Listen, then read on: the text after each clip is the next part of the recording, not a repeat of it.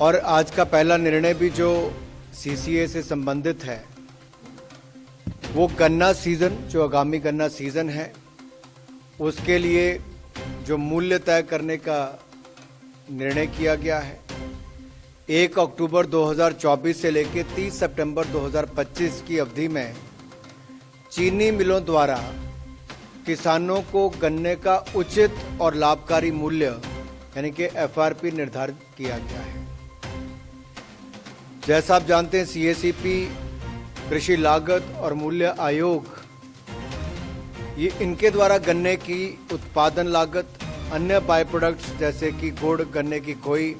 इत्यादि की बिक्री से प्राप्त होने वाली राशि और उसमें प्रॉफिट जोड़ के कितना उसका दाम तय होना चाहिए वो तय करती है। इन सब फैक्टर्स को ध्यान में रखते हैं और वर्ष 2024-25 के लिए 340 रुपये प्रति क्विंटल मूल्य निर्धारित किए जाने का निर्णय किया गया है। पिछले वर्ष यानी कि 2023-24 में एफआरपी जो था, जो इसकी उचित मूल्य था, वो पिछले साल 315 रुपये था, जो बढ़कर इस साल 340 रुपये प्रति क्विंटल कर दिया गया है। दूसरा निर्णय, क्योंकि किसान के पास पशुपालन का भी काम होता है,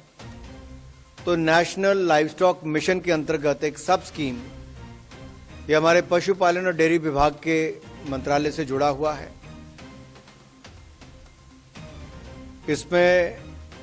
एक बड़ा परिवर्तन लाने के लिए, क्योंकि जो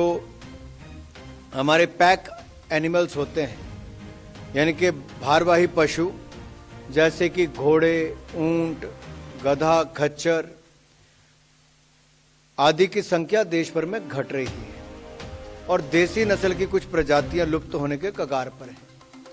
तो इसलिए पशुधन एवं पोल्ट्री की प्रोडक्टिविटी में सुधार लाने के लिए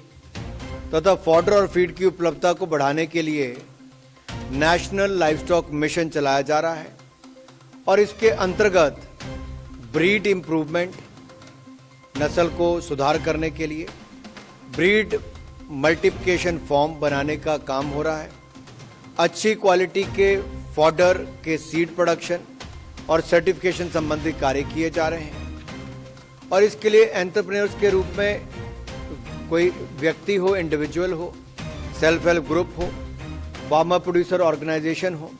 फार्मर्स की कोऑपरेटिव ऑर्गेनाइजेशन हो, इन सबको 50% कैपिटल सब्सिडी इसका प्रावधान दिया गया है और जिसकी अधिकतम सीमा 50 लाख रुपए रखी गई है। इसके अतिरिक्त पशुधन का इंश्योरेंस और रिसर्च एंड डेवलपमेंट के कार्य भी